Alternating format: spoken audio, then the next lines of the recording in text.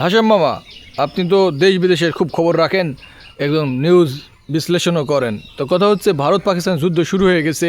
প্রথমে কিন্তু ভারত হামলা করেছে। কাশ্মীরে যে হামলাটা হয়েছিল পেহেলগামে, সেই হামলাকে কেন্দ্র করে ভারত প্রতিশোধমূলক হামলা নাকি নিয়েছে পাকিস্তানের ওপরে, এবং পাকিস্তানে কিন্তু 26 জন নিহত হয়েছে, আপনি জানেন। তো এই যুদ্ধে আপনি কাকে এগিয়ে রাখবেন? এই যুদ্ধে হারবে কে বা জিতবে কে, আপনি কি মনে করেন? এরা মনে করে যে ক্ষেপণাস্ত্রটা হলো ভারত যে এরা নিক্ষেপ করেছে পাকিস্তানকে, এটা ভারতের পুরোপুরি ভুল হয়েছে। অন্যায় হয়েছে। ভারত পুরোপুরি অন্যায়ভাবে এলো পাকিস্তানকে হামলা করছে। পাকিস্তান এখন তো ভারতকে হামলা করবি। আর পাকিস্তানের এমন একটা জিনিস আছে, পাকিস্তান কখনো পাশে হেঁটবে না, এটা আমাদের একটা এবং সে দেশের প্রধানমন্ত্রী শাহবাজ শরীফও বলেছেন যে পাকিস্তান পিছে হেঁটা জাতি না। কোনোদিনই পাশে হাঁটবে না, পাশে হাঁটার জাতি না আর পাকিস্তান। ভারত ভারত যারা অন্যায়ভাবে করেছে, তারা জাতিসংঘ থেকে তো তাদেরকে নিষেধ করেছে, তাও একটা সামঞ্জস্যের ভিতরে আসেনি। এই হলো দেশের মানে আপনি বলতে চাচ্ছেন ভারত ভুল করেছে? ভারত বিশাল আকারে একটা অন্যায় করেছে পাকিস্তান। এই যুদ্ধের আপনার বাংলাদেশে কি প্রভাব পড়বে মনে করেন? বাংলাদেশে হয়তো পার্শ্ববর্তী দেশ হিসেবে হয়তো কোনো দিক দিয়ে হয়তো একটা বাতাস ঘুরতেও পারে, এরকম। সেক্ষেত্রে বাংলাদেশে কি কোনো সমস্যা হতে পারে, আপনি কি মনে করেন? না, বাংলাদেশের কোনো সমস্যা নাই। বাংলাদেশ সরকারের কি প্রস্তুতি রাখা উচিত? হ্যাঁ, বাংলাদেশের প্রত্যেকটা সীমান্ত এলাকায় হলো সবসময়ের জন্য নিরাপত্তা সতর্ক অবস্থায় আছে বাংলাদেশ। আচ্ছা, ইতিমধ্যে খবর হয়েছে পাকিস্তানও হামলা করেছে ভারতে, এবং আপনি জানেন গতকালকে ভারতে অনেক শহরে ব্ল্যাক আউট হচ্ছে, অর্থাৎ বিদ্যুৎ বন্ধ করে দেওয়া হয়েছে।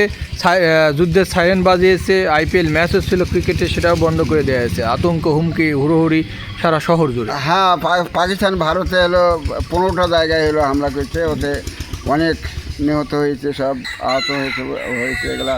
ভারতের যে বিমানগুলো পাকিস্তান ধ্বংস করে দিয়েছে, এবং সেই সাথে 25টা ড্রোনও ইসরায়েলের ড্রোন ধ্বংস করেছে বলে পাকিস্তানের সামরিক সূত্র দাবি করেছে। তো এই যে ভারতের ক্ষতি, তা আপনি এটাকে কিভাবে বিশ্লেষণ করেন? এটা ভারতের এটা ক্ষতি, বহুত লস প্রথমে, কিন্তু সব দিক থেকে দেখা যাচ্ছে যে ভারত যেগুলা করছে, ওর যে জাহাজগুলা যে মারা পড়ছে, এগুলো তো ভারতেরই অন্যায় হয়েছে। কেন রাতের অন্ধকারে এত বড় একটা হামলা করে মানুষ মেরে ফেলেছে 25-26 জনকে? এটা তো সাধারণ মানুষ মেরেছে, এটা তো হলো অন্যায় করেছে ভারত। আচ্ছা, আপনাকে একটা প্রশ্ন করি, সেটা হচ্ছে ভারত, আপনি কি মনে করেন যে এরা মানে আগের মতো নেই? এর আগে যেমন সহনশীল ছিল, কিন্তু এখন বর্তমানে তারা যে কোনো দেশের সাথে যুদ্ধ বাঁধানোর একটা ভাব নিচ্ছে, আর এটাকে কিভাবে দেখেন? হ্যাঁ, তারা যুদ্ধ করবে সবসময়ের জন্য প্রস্তুত আছে। দুই দেশের যত বড়ই হলে শক্তিশালী হোক, কেউ একটু যদি ছোটো হয় তাও পাশে হেঁটবে না, কোনো দেশই পাশে হেঁটবে না। মরবে জনগণের ক্ষয়ক্ষতি হবে, রাজ্যের ক্ষতি হবে, সব দিক দিয়ে ক্ষতি হবে। যুদ্ধ কেউই চায় না, একটা সামঞ্জস্যের ভেতরে আসার একটা প্রয়োজন আছে। কিন্তু যুদ্ধ তো কখনো শান্তি নয়, যুদ্ধ তো আপনার সবসময় ধ্বংস তৈরি করে। হ্যাঁ, যুদ্ধ থেকে ধ্বংস করে, বেসরম মানুষ, ব্যবসা বাণিজ্য, দেশ ধ্বংস হয়ে যায়। আপনার কাছে শেষ প্রশ্ন, ভারত পাকিস্তানের যুদ্ধ, এটা কি পারমাণবিক যুদ্ধ রূপ নিতে পারে? আপনি কি ওর আশঙ্কা করেন?